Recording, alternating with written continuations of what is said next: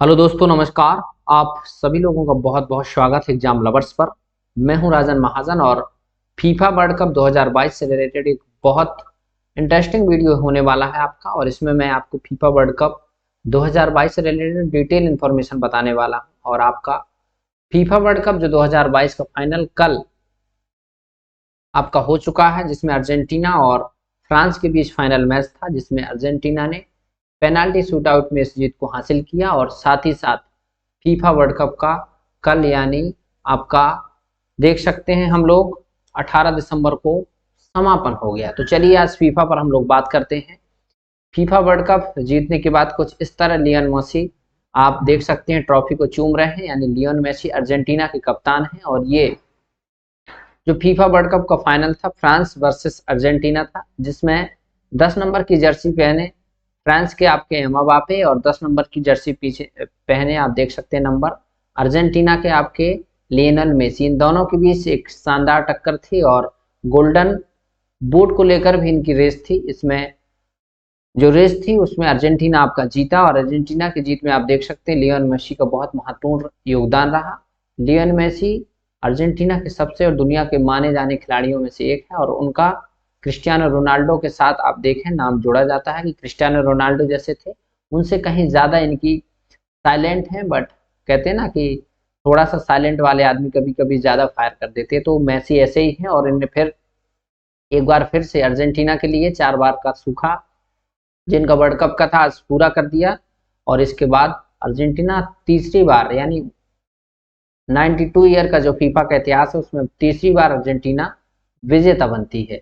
FIFA World cup जो आपका हो रहा है 2022 में, तो इसको आप जानते चलिए। जीएस में आपका 101 क्वेश्चन आना है। कतर कतर जो अरब की कंट्री है और कतर जिसकी कैपिटल आपकी दोहा है, यहाँ पर आयोजित हो रहा था। दुनिया भर की तमाम टीमों ने इसमें भाग लिया और इन टीमों की संख्या की बात की जाए तो इसमें 32 टीमों ने भाग लिया। और जो 32 टीमें थी वो अलग अलग ग्रुप में बटी हुई थी। और यहाँ से आप देखें तो एशिया में आपका कभी क्वेश्चन आ जाए तो आप देख लीजिएगा 5 कंट्रियां थी आपकी ओवरऑल बस एशिया में, और यूरोप और साथ ही साथ अदर कंट्री जो हैं उनकी अदर कंटिनेंट की कंट्रियों की जो सहभागिता थी वो काफ़ी ज़्यादा थी इसमें। यहाँ पर ग्रुप 22 देखा गया है। ग्रुप आप देख सकते हैं 8 ग्रुप और सभी में 4-4 रखे गए हैं, यानी आप देख सकते हैं 8 ग्रुप थे और इसमें 32 टीमें आपकी जोड़ी गई थी। 32 टीमों के बीच ये लगभग 28 दिन तक आपका चलने वाला मुकाबला, जिसका कल अंत हुआ। और इस अंत का फाइनल जीत के साथ अर्जेंटीना का हुआ। यहाँ पर 4 खिलाड़ियों की आप पिक्चर देखेंगे। जो एग्जाम में सबसे ज़्यादा प्रश्न बनेंगे इन्हीं पर कि किसको गोल्डन अवार्ड मिला, गोल्डन बूट, किसको गोल्डन ग्लव्स, किसको गोल्डन बॉल और किसको यंग प्लेयर का अवार्ड दिया गया। ये 4 खिलाड़ी हैं और ये चारों के चारों बेहतरीन प्रश्न इनसे बनेंगे। इस पर हम लोग एक एक समझेंगे। गोल्डन बूट कैलियानो एम्बाप्पे जो खिलाड़ी हैं बहुत प्रसिद्ध हैं, 23 ईयर के हैं। इससे पहले 2018 में भी उन्होंने कमाल किया था, वो पुरस्कार जीत चुके हैं गोल्डन बूट का। और फिर से उन्होंने इस बार 8 गोल किए हैं, टॉप स्कोरर रहे हैं। 7 गोल के साथ लियोन मेसी दूसरे नंबर पर रहे हैं और इनको गोल्डन बॉल का पुरस्कार दिया गया है बेस्ट प्लेयर के लिए। गोल्डन शू की बात की जाए तो एमी मेर्टेज करके खिलाड़ी हैं अर्जेंटीना के, पेनाल्टी शूटआउट में बचाने के लिए इनको अर्जेंटीना के बेस्ट गोलकीपर के रूप में इनको अवार्ड दिया गया है। और यंग प्लेयर का अवार्ड जो आप देखें तो एंजो फर्नांडिस ये भी अर्जेंटीना के, यानी 3 खिलाड़ी आपके अर्जेंटीना के, एक आपके जो है ये फ्रांस के हैं। याद रखिएगा ये फ्रांस से हैं और बाकी 3 के 3 खिलाड़ी आपके अर्जेंटीना से हैं और फ्रांस इसमें उपविजेता रही है। आप लोगों के पास एक उत्सुकता हो सकता बढ़ रही हो, तो ये उत्सुकता इसलिए कि ये जो फ्रांस और अर्जेंटीना के बीच मैच हुई इसमें विजेता को कितनी राशि मिली होगी, इसको भी हम लोग समझेंगे अभी। गोल्डन बूट आप कैलियानो एम्बाप्पे देख सकते हैं, गोल्डन बॉल आपका Lionel Messi, golden gloves Emiliano Martinez और यंग प्लेयर एंजो फर्नांडिस जो कि अर्जेंटीना के, इनको दिया गया है। यदि इसमें पुरस्कार राशि की बात की जाए तो ये बहुत शानदार होती है। आप देखेंगे आप हमारे यहाँ आईपीएल होता है इंडिया में, इसमें जो राशि मिलती है इससे कई गुना, यानी आप डेसिमल में 10 गुने में भी 20 गुने में भी कर सकते हैं, उससे ज़्यादा ही इसकी राशि मिलती है। और इसमें जो विजेता टीम होती है उसकी आप राशि जान करके चौंक जाएंगे। यहाँ पर देख सकते हैं आप 245 crore the winner receive sorry, winner receive 42 million, 344 या 347 वर्तमान में देखें तो 347 करोड़ रुपए खाली खाली जो फर्स्ट पहले नंबर पे जो विजेता है अर्जेंटीना उसको दिया गया है। दूसरे नंबर पे जो टीम है उसको 30 मिलियन डॉलर यानी 245 करोड़ रुपए राशि दी जाती है फीफा द्वारा। यानी इतनी राशि आप देख सकते हैं आईपीएल की राशि से 10 गुना है, और विजेता को देखें तो ये 15 गुना के लगभग पहुंच जाएगी आपकी, इतनी राशि यहाँ पर दी जाती है। और यहाँ पर थर्ड और फोर्थ वालों को भी, थर्ड नंबर पर आप प्रश्न कभी आ सकता है तो क्रोएशिया रहा है और मोरक्को, इनको 27 मिलियन डॉलर पुरस्कार दिया जाएगा जो लगभग 220 करोड़ रुपए आपका होगा। जो टीम फोर्थ पोजीशन पर रही होगी उसको 25 मिलियन डॉलर यानी 204 करोड़ रुपए दिए जाएंगे। आप याद रखिएगा ये बहुत बड़ी राशि होती है, इसमें 32 टीमों में से 32 टीमों को कुछ ना कुछ पुरस्कार दिया जाता है, और ये पुरस्कार आपका बहुत ज्यादा मात्रा में होता है। यानी एक व्यक्ति यदि सोचे तो 344 करोड़ रुपए टीम को जीतने की मिलती है, ये बहुत बड़ी पुरस्कार राशि, इसलिए फुटबॉल को दुनिया की सबसे बड़ी जो प्रतियोगिता माना जाता है। देखें फीफा के बारे में तो 22वां quadrennial men's FIFA World Cup will be held in Qatar, यानी कतर में आपका हेल्ड हो रहा था, हेल्ड क्या अब होल्ड हो गया, हो चुका है वैसे तो, हेल्ड कतर में हो रहा था। और ये टूर्नामेंट जो कंट्री है वो कतर है, दोहा इसकी कैपिटल, इसको आप याद रखिए। दुनिया में सबसे ज्यादा प्रसिद्ध खेलों में से एक, 95% जो खेल को लेकर के लोग जो प्रशंसक हैं, फैन हैं, वो 95% प्लस सिर्फ और सिर्फ फुटबॉल के हैं, जिनको फुटबॉल को दुनिया के 200 से ज्यादा देशों में देखा जाता है, वहां पर इस मैच को स्ट्रीम किया जाता है। दुनिया के सबसे बड़े खेलों में से एक है। याद रखिएगा कतर वर्ल्ड कप 2022 का जो मस्कट है लाइव, इसका चित्र देख लीजिए, इसका नाम इंग्लिश में कभी आए तो लिख लीजिए, पेपर में आपका प्रश्न छपने वाला है 101%। लाइव ये मस्कट, इसका मतलब, मस्कट का मतलब होता है शुभांकर, ये अरब देश से शब्द लिया गया है लाइव, और लाइव ये कतर फीफा वर्ल्ड कप 2022 का शुभांकर था। फीफा की बात करें तो फेडरेशन इंटरनेशनल फुटबॉल एसोसिएशन इसका पूरा नाम है, इसको हिंदी में फीफा और इंग्लिश में FIFA लिखते हैं हम लोग, और फुटबॉल का ये सबसे बड़ा संगठन है। इसका हेडक्वार्टर ज्यूरिख स्विट्जरलैंड में है।